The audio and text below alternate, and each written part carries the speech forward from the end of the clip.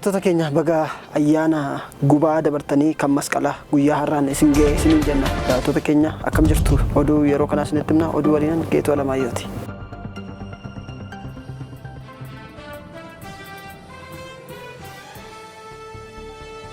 Oromiyaatti shakkamtoota to'ataman irratti reebichi raawwatamaa jira jedhe koomishinichi. Kan kana jedhe koomishinii mirgoota namooma Itoophiyaa yoo ta'u, Itoophiyaatti shakkamtoonni waajjiraalee poolisii fi manneen sirreessaa garaagaraa keessa jiran haala yeroo jedhamuun yeroo dheeraaf hidhamanii jiran doorsifamaa, sodaachifamaa fi reebamaa jiru jechuun hordoffii taasiseen bira ga'eeraa jedhe. Shakkamtoonni buufataalee poolisii fi bakka tursiisaa jiran mana murtiitti osoo hin dhiyaatin jiraachuus dabalee eereera. Kana malees kanneen mana murtiitti dhiyaatanii bilisa jedhamanii akka gadhiifamaniif manni murtii ajaje dhimma haala yeroo jechuun hidhaa akka jiranii fi kaan ammoo ukkaanfamuu himeera. Shakkamtoonni kunneen bakka jireenyaa isaanii irraa fuudhamanii bakka fagootti hidhamuu fi hanqinni nyaataaf dhugaatii isaan mudachaa jiraachuu akkasumas dhukkubsatanii mana yaalaatti geeffamuuf illee poolisiin qarshii 500 hanga 1000 akka gaafachaa jiru addis istaandaardiitu baase. Qabiinsi daa'immanii haadholii fi qaama miidhamtootaaf godhamaa jiraachuu dhabuun isa yaaddessuu koomishinichi akka yaaddootti kaaseera. Shakkamtoonni hidhamanii jiran kunneen sabummaa fi ilaalcha siyaasaa irratti hundaa'uun hidhamuu isaanii fi isaanis maatii, firaa fi abukaattoo isaanii waliin akka waliin agarrees taasifamaniiru jedha koomishiniin mirgoota namoomaa Itoophiyaa. Itti aanaan koomishinii poolisii Oromiyaa Jeneraal Zarihuun Dhugumaa gabaasa hordoffii koomishinii mirgoota namoomaa Itoophiyaa waggaa waggaan baasu irratti yaada yeroo kennan hanqinni jiraachuu ibsuun kan ammoo qaawwaa jiru fooyyessuuf ni hojjenna jedhan.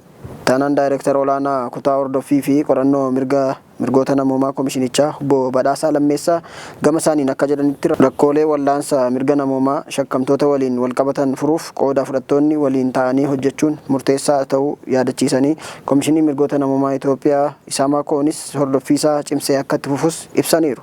Maddi addis istaandaardiidha.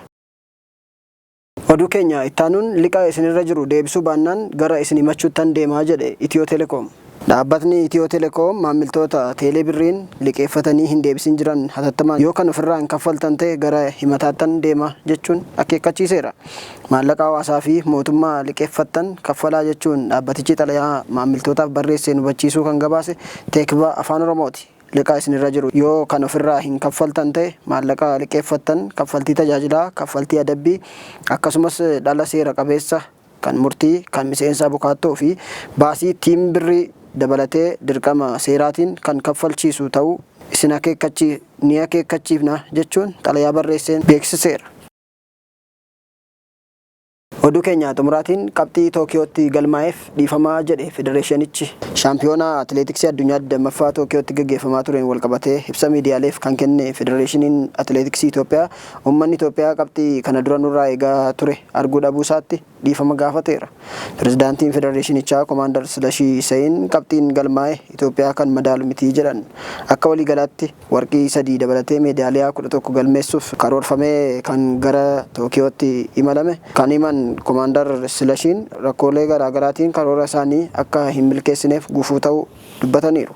Atileetonni hedduun Finfinnee ala ba'anii shaakaluu fi fedhii dhabuu isaanii hoteela taa'uun shaakaluu diduunii fi erga Tookiyoo deemanis humnaa gadi dorgomuun rakkoolee ijoo akka turan eeraniiru. Waltajjicha irratti atileetotaa fi leenjistoota tokko biratti miirri biyyummaa gadi bu'ee akka arganis Komaander Silashii Sayin himaniiru. Dhumarratti atileetotaa fi leenjistoota seeraaf ajajamanii waloon hojjechuu hin barbaanne irrattillee tarkaanfii akka fudhatamu ibsaniiru. Egaan daawwattoota keenya oduu keenya irraaf qabanne kanumaan goolabneerra ayyaana gaarii isiniif haa ta'u.